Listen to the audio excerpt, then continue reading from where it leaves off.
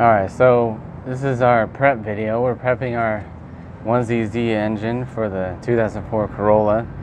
And one interesting item that we need to take care of is that we have a big old, well, two big old dents in this oil pan because this engine apparently came out of a car that was in a front end collision.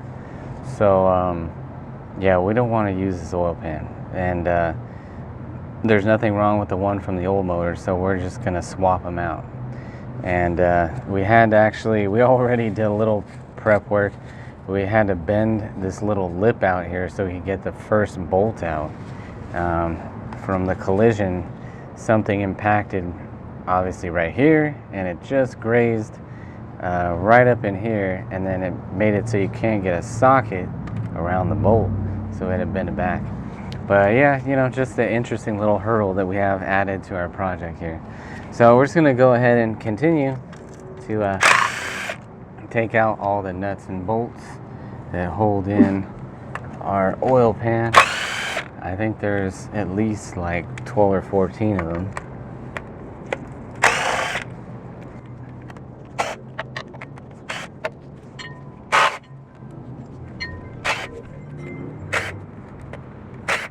And we got so far 2, 4, 6, 8, 9. Keep on going.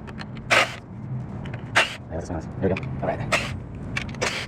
There we go. Beautiful. All right. So then double check that they've all come out. Oh, there's a spider hanging on the other side. All right, I think we're good. So now we gotta bust this thing loose because it has it's held on with this liquid gasket stuff right here, and that's how we're gonna have to reseal it, of course.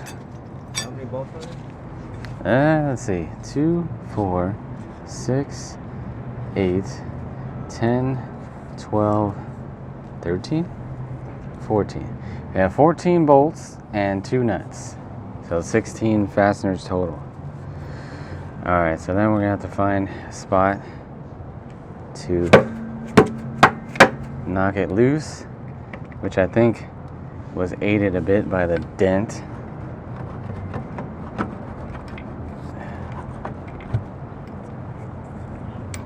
Can we hold it? I think we'll be okay.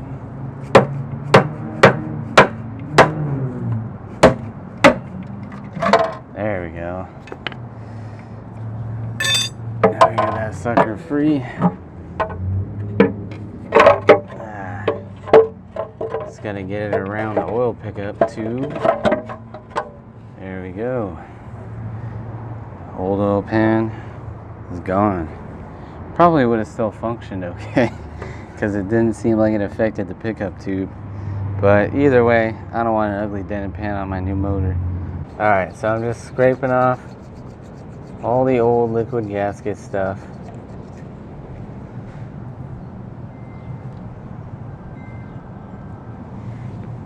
So I have a nice smooth surface to reseal the new oil pan that I'm gonna put back on here. Not the most exciting process, but if you have a nice sharp razor blade, fresh blade, you can just slide it across the surface and clean off all the crap.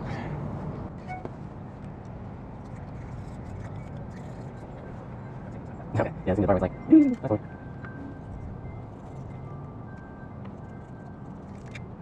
Oh, I'm working around it. They try to get away, but they work around it. Alright, so here we have our oil pan that we're actually transferring from the old engine. You know, besides a little bit of buildup and whatnot, it's good to go. Just had to scrape all the, well, not all, but most of the liquid gasket off so that we have at least a basically flat surface to seal. And I have my RTV here, but from sitting around it's dried up here at the opening, so I'm just gonna stab it in the bottom. Oops.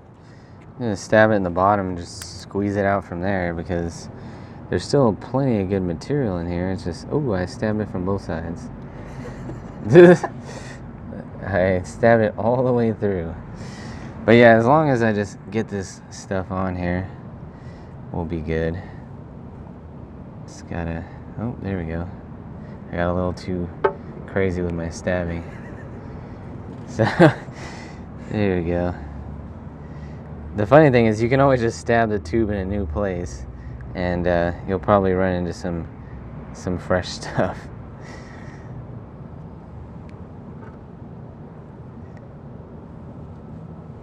So I'm gonna put a nice coat of this stuff. Most of it's gonna get squished out of place once we torque down the bolts, but that's fine. That's the way it was when it came from the factory.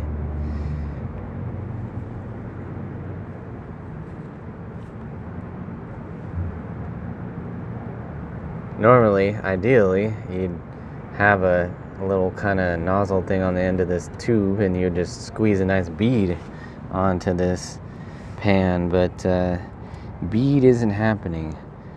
We're just gonna have to smother it.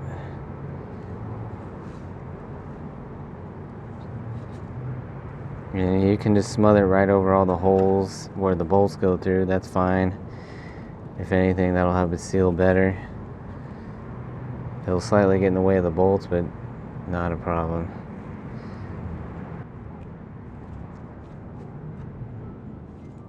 There we go.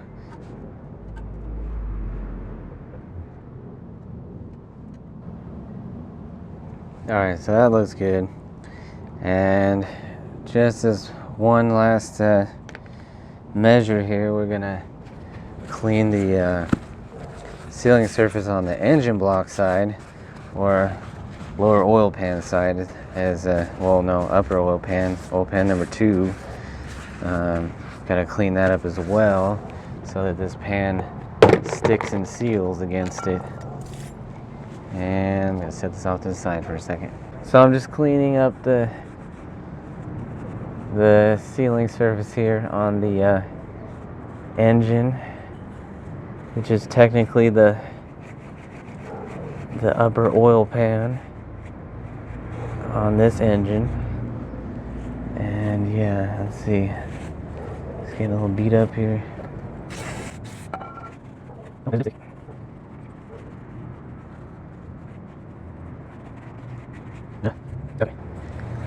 Just like to give it one extra pass just to make sure it's good and clean. And there's no question that it's gonna seal. I just want to clean off the bolts a little bit. Me being kind of OCD, I don't want these bolts to have too much grease on them so that they might mess up the seal of the new gasket.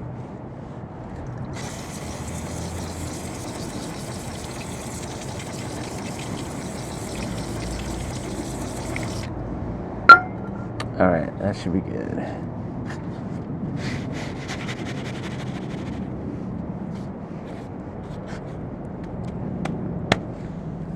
Alright.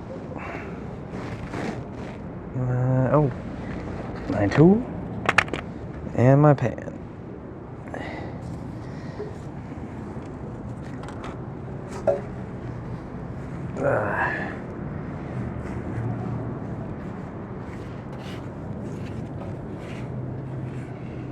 So you just gotta get the oil pickup tube up in there.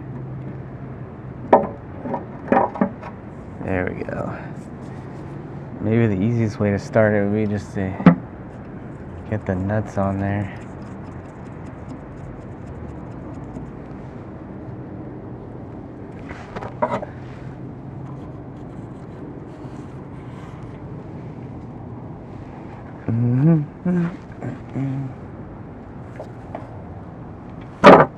There we go.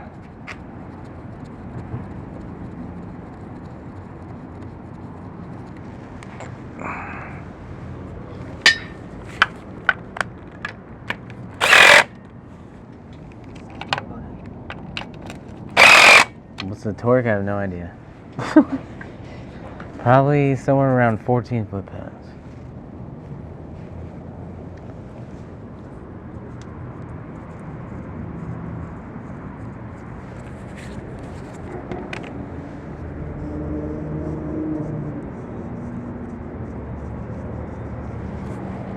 Just starting them all by hand so that I know they're not going to cross thread.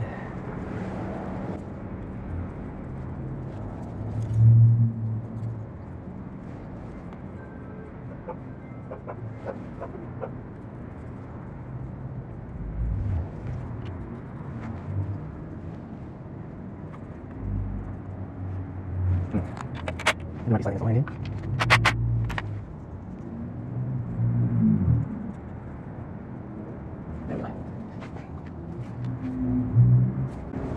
So what I did is I just loosened the two nuts that I first torqued down, because when you only torque down the first two, odds are you're going to be misaligned on some of the others. So getting the others in there, and then you're going to torque them all down. We'll have to look up the torque spec for you guys, because I really don't know.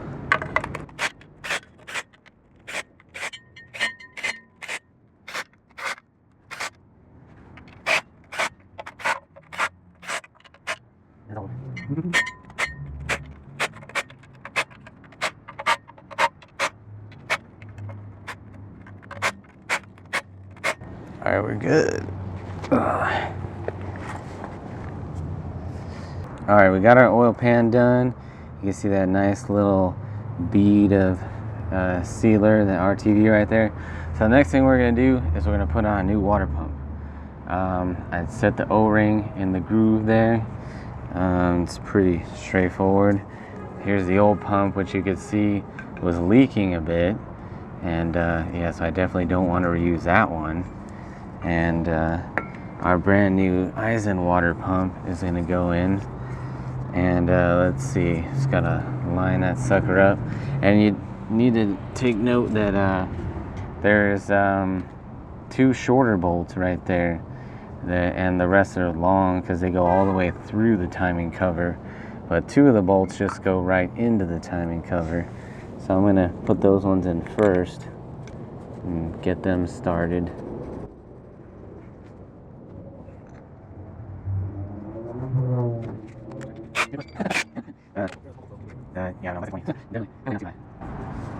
So, and I put some anti-seize on these bolts because they have corrosion on them, because they're getting exposed to coolant vapor, and you don't want them to freeze up inside there, inside the engine block. Alright, so we're just, see, this is, it's super easy when it's off out of the car, so that's why we're doing it now. Alright, so another prep move we're going to do is to put a new thermostat. Because one thing I know is that, well, actually, one thing I suspect is that the original thermostat in the other motor locked up, didn't open, caused it to overheat. So we're putting an original Toyota thermostat, putting the gasket on there. Those are actually sold separate. You know, put the little ding-a-lingy thingy right at the top. Little nipple? Yeah, that thing. And so I'm going to make that basically at the top. And then we're going to put our housing on. Oh, that'd help if I lined it up. And then put the nuts on there. So definitely it's totally worth it to put a new thermostat for whenever you're messing with your cooling system or putting a new motor. What's the torque spec on that? I don't know, let's look that one up too. But good old Craftsman takes care of those torque specs.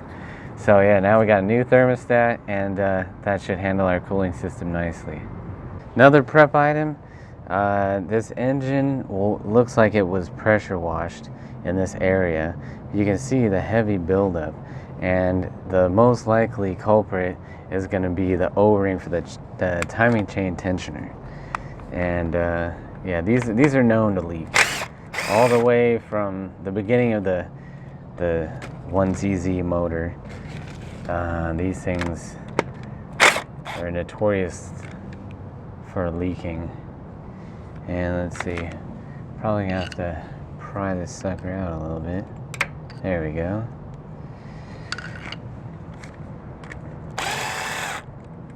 Alright, so just take out the 2 nuts, and there's your tensioner there.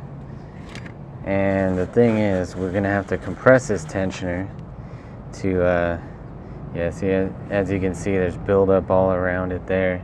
Is that in view? See the buildup around there? You know, that shows that it's been leaking.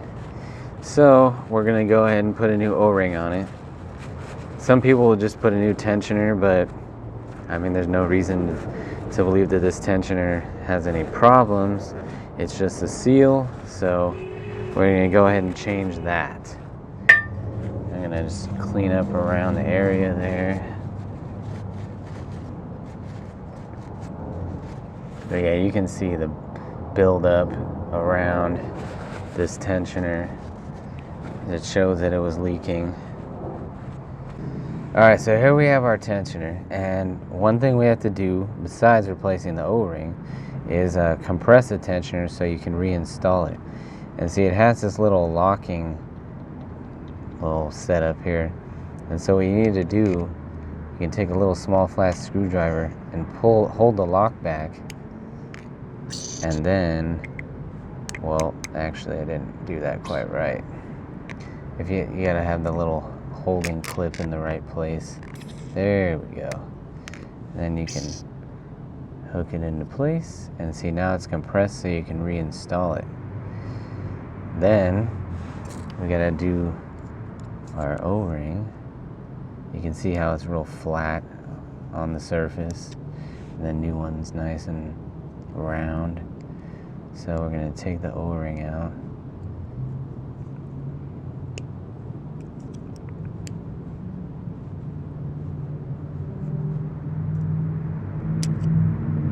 Stab myself. If we can get this sucker out. It's kind of a pain in the butt.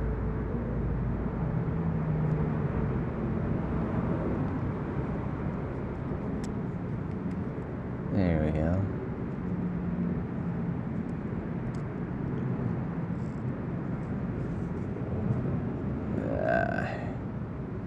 Fits in there kind of tight, so just gonna roll it out of there. There we go. I can feel the flat side as I roll it off of there. So you can see how it's a little bit smaller. It's flat. It's not round. Alright, so we're going to put on the new one.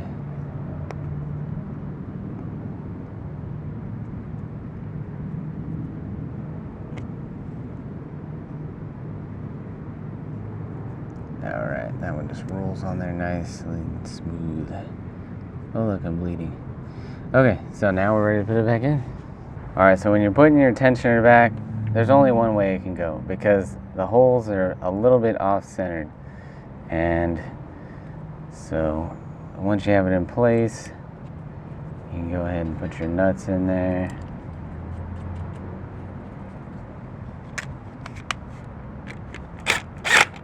Do a little bit at a time. There we go. And what we need to do is we need to release the little lock on the tensioner. So I'm going to turn the motor until we hear a, oh, there's the click. So now, oh. Alright, so now our tensioner, I'm just going to keep cranking just to make sure I don't hear any more funny sounds. Alright. Yeah, there we go. So we're good. We got that tensioner reinstalled. And it's ready to go. No more leaks. Alright, so now we got our motor prepped, our 1ZZFE. And next you'll be seeing us dropping it into our 2004 Corolla S. Yeah, but it fits all the Corollas, except for the XRS. Then that's a 2ZZ, and which I wish I had. But anyways, alright, the sucker's ready to go, and we'll see you next time.